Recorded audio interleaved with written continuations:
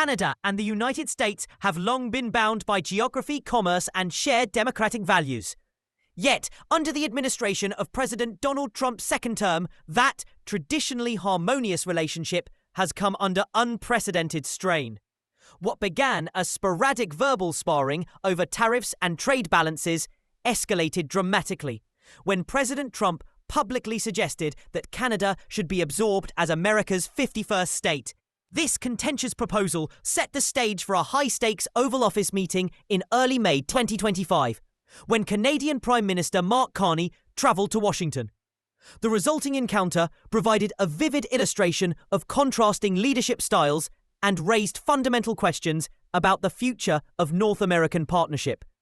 President Trump's annexation rhetoric first surfaced repeatedly on the campaign trail, most notably on April the 21st, when he and his surrogates insisted Canada has to become a state and speculated about seamless integration of the two nations.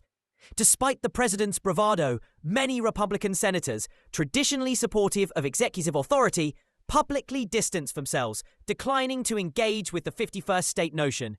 In Ottawa, both political leaders and the electorate reacted with alarm. Polling data collected in late April indicated that well over 90% of Canadians rejected any proposal to relinquish sovereignty to the United States. Against this backdrop, Prime Minister Carney prepared to confront the president on his home turf, fortified by an unwavering public mandate. Upon arrival in Washington, the Canadian delegation noted tense undercurrents in White House briefings. Press statements from the administration were laced with an ominous tone, underscoring the depth of discord. White House officials left little doubt that they viewed the session as more than a routine bilateral consultation. Instead, it was a forum to press Canada on concessions in areas ranging from energy exports to agricultural imports. Defying expectations of deferential diplomacy, Carney signalled that Canada would enter the Oval Office, ready to defend its national interests robustly. In his pre-meeting remarks, Prime Minister Carney made a clear distinction between President Trump's desires and political reality. What someone wants and what is reality are not the same, he observed, noting that Canadians had spoken virtually without exception against annexation. Carney emphasised that any notion of statehood or loss of sovereignty would never, ever happen. He underscored Canada's intent to negotiate as equals, pointing to the nation's robust domestic agenda.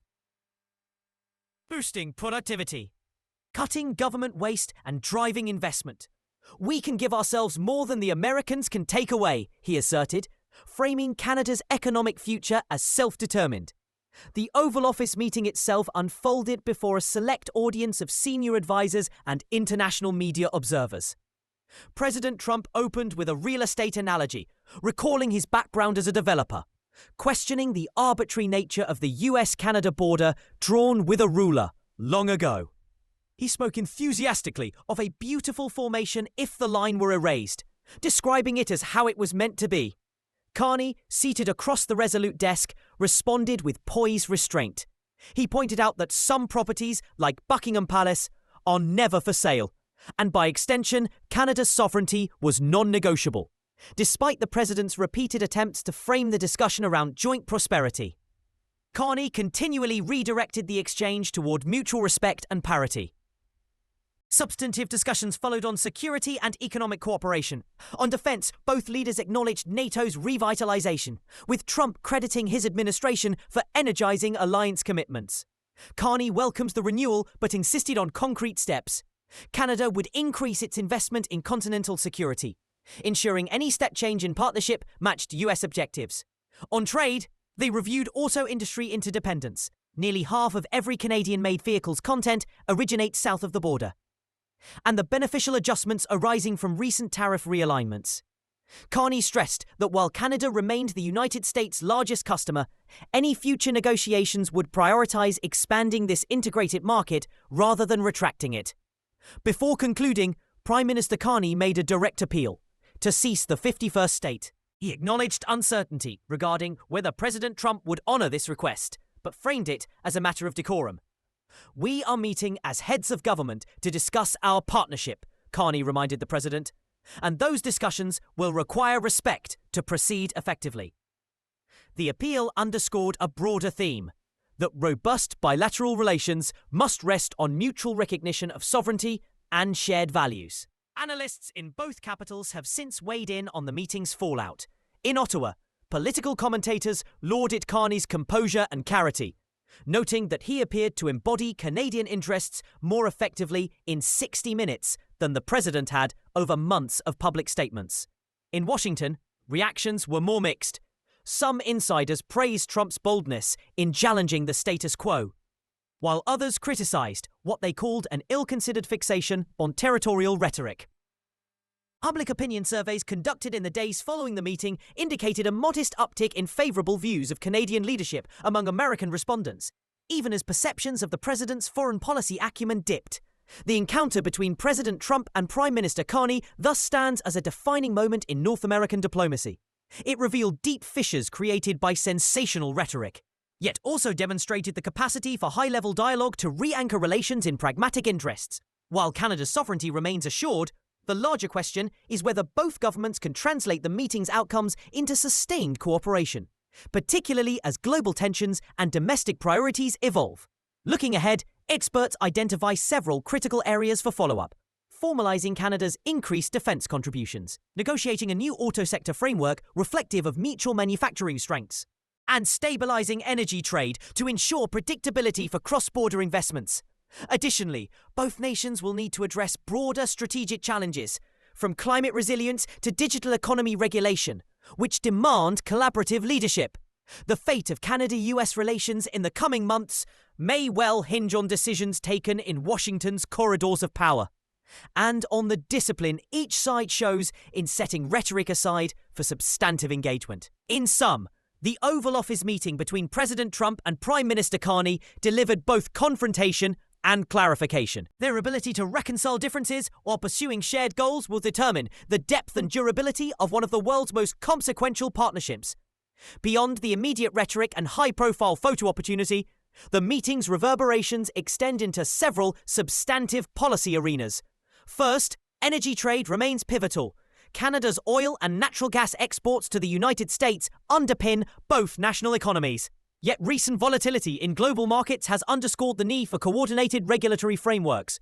Observers note that Ottawa may press for standardized pipeline safety protocols and predictable tariff structures, while Washington could seek assurances on environmental safeguards tied to cross-border projects. A joint working group, proposed informally during the Oval Office talks, could formalize these discussions and establish clear timelines for regulatory alignment. Second, immigration and border management emerged as an undercurrent throughout the encounter. Although not broached explicitly in public, senior officials later confirmed that Carney and Trump exchanged preliminary views on streamlining customs procedures and enhancing security measures against illicit trade. With daily traffic of thousands of commuters and freight shipments across the world's longest, undefended border, any incremental improvements in digital pre-clearance systems or binational screening protocols would yield outsized economic and security benefits. Plans for a pilot program to test advanced traveler authentication technologies may now proceed, pending ministerial approval later this spring. Third, the burgeoning digital economy and data governance represent a frontier for bilateral cooperation. Canada has advanced legislation on privacy and data localization that, while robust in consumer protection, can create friction with US technology firms. In back-channel discussions following the Oval Office session, negotiators sketched out a framework for mutual recognition of data standards, aiming to facilitate cross-border cloud services and e-commerce.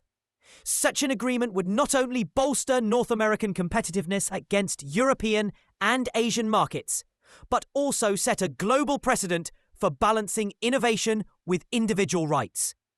Ultimately, the Trump-Carney meeting illustrates that despite moments of discord, pragmatic diplomacy remains firmly in place. The challenge now is operationalizing the high-level commitments made in Washington. Success will require both capitals to translate broad assurances into detailed action plans with milestones, accountability mechanisms, and transparent public reporting. If they rise to this task, the encounter may be remembered not for its opening fireworks, but as the moment when Canada and the United States recalibrated their partnership for a rapidly changing world. Otherwise, unresolved tensions risk festering beneath the surface. only to re-emerge at the next flashpoint in an ever-complex bilateral relationship.